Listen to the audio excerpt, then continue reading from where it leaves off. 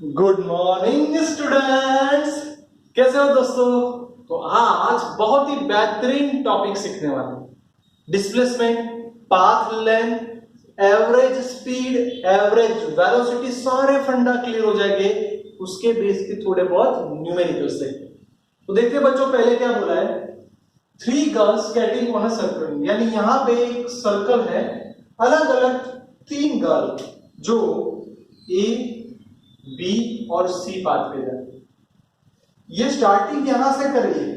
3 लड़कियां स्केटिंग चला रही है, मस्त से अलग अलग टर्न लेके जा रही है। एक लड़की ऐसे जा रही है, एक लड़की ऐसे जा रही है और एक लड़की ऐसे स्ट्रेट जा रही है। तो सीधी सी बात है, सबका पाथ लेंथ डिफरेंट होगा। यस सर, सबका पाथ लेंथ अलग अलग हो सकता है क्योंकि तीनों अलग अलग पाथ पे जा रहे हैं। सबका अलग अलग पाथ लेंथ हो सकता है, बट डिस्प्लेसमेंट डिस्प्लेसमेंट वो तो सबका फिक्स ही होगा, क्योंकि डिस्प्लेसमेंट का मतलब है last minus first. Repeat, displacement का मतलब है लास्ट माइनस फर्स्ट। कैसे? मैं यहां पे हूं तो ये मेरा ओरिजिन हुआ 1 2 3 4 5 6, तो बच्चों मेरी पाथ लेंथ 6 हुई, बल्कि डिस्प्लेसमेंट क्या होगा? 0। इसका मतलब डिस्प्लेसमेंट मतलब लास्ट माइनस फर्स्ट।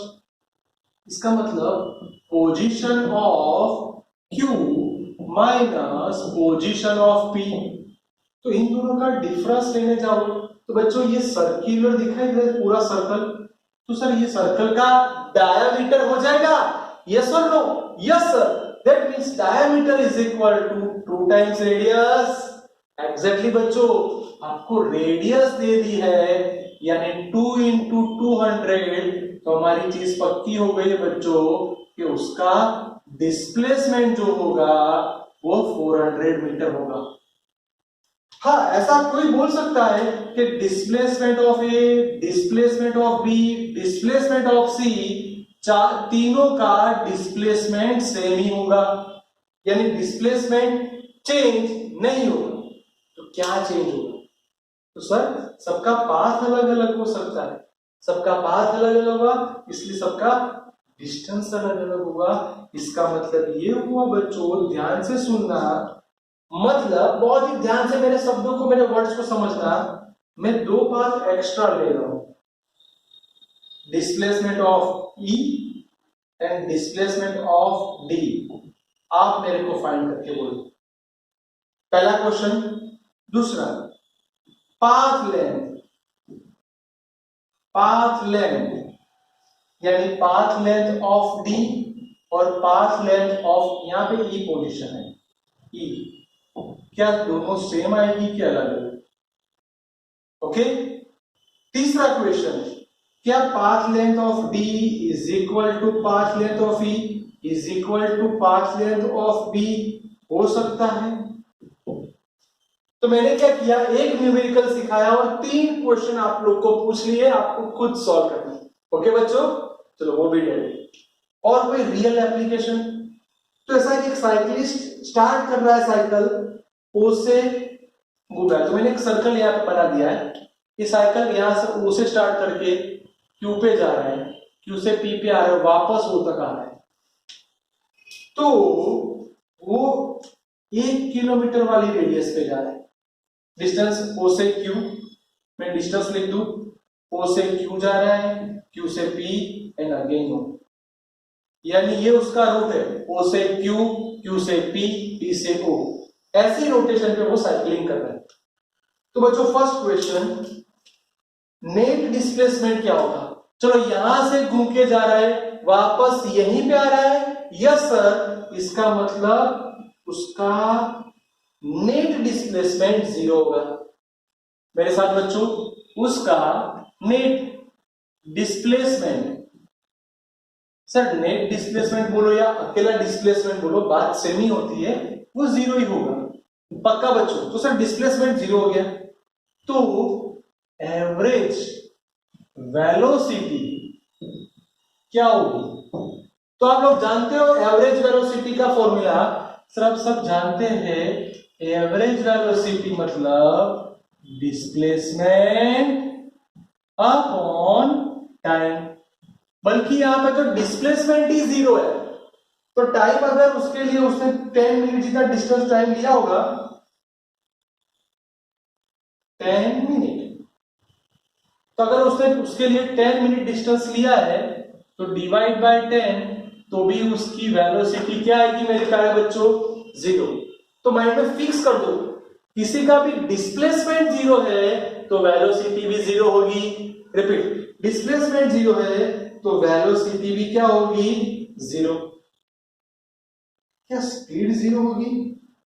नहीं सर, स्पीड फाइंड करने के लिए आपको उसके पहले फाइंड करना पड़ेगा पाथ लेंथ।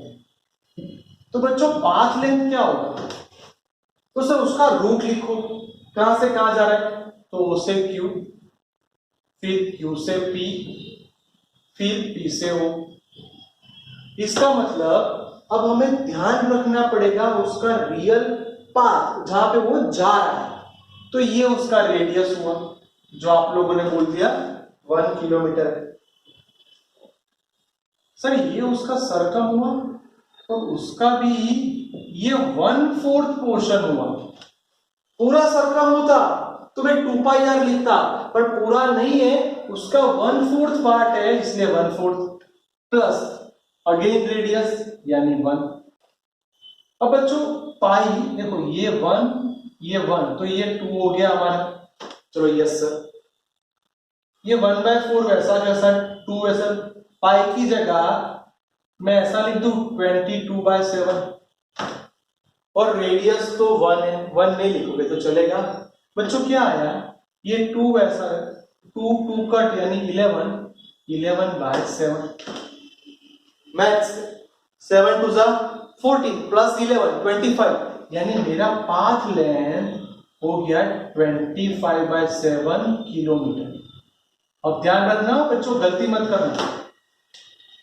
सर उसका टाइम आपने बोला 10 मिनट, तो सर हम मिनट में नहीं रख सकते, उसको डिवाइड बाय 60 करना पड़ेगा तो और हो जाएगा। इसका मतलब अगर अब मैं लिखूं कि उसका एवरेज स्पीड, तो बोलो बच्चों स्पीड का फॉर्मूला क्या था, एवरेज स्पीड मतलब पक्का है path length upon time.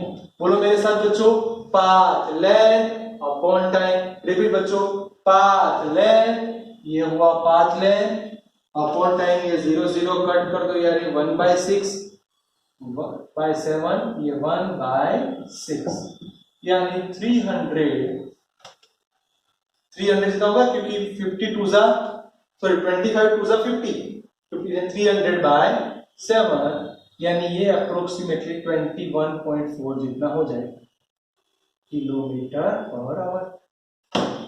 Sir पक्का हो गया, ये सॉरी 150 होगा बच्चों, गलती हो गई है, ये 150 होगा क्योंकि 25 2 जा 50 53 जा 150। चलो ये हो गया सर, ये पक्का है। अब नेक्स्ट देखते हैं, उसमें पूरा कंसेप्ट क्लियर हो जाएगा। अब passenger arriving at new station, जो एक पैसेंजर हमारे गुजरात में आ रहा है जिसको गुजरात के बारे में नहीं पता और वो यहाँ पे आ गया, यानी उसका स्टेशन से होटल, इन दोनों का डिस्टेंस 10 किलोमीटर। पर जो कैब वाला है वो चीटर है, वो उनको घुमा फिरा के ले जा रहा है यहां तक, और ये डिस्टेंस है 23 किलोमीटर। तो आप मेरे को एवरेज भी फाइंड कराओ, स्पीड और एवरेज वेलोसिटी। तो बच्चों पहले हम लोग क्या काम करेंगे, तो पहला काम आप टाइम को पहले क्लियर करो। टाइम आपका 28 मिनट है, सर मिनट नहीं रखते, उसको पहले कन्वर्ट करो, यानी 28 डिवाइड बाय 60, ये हो गया आपका आवर। सर ये पक्का हो गया। अब एक काम करो, आपको चाहिए क्या, तो सर हमें चाहिए एवरेज,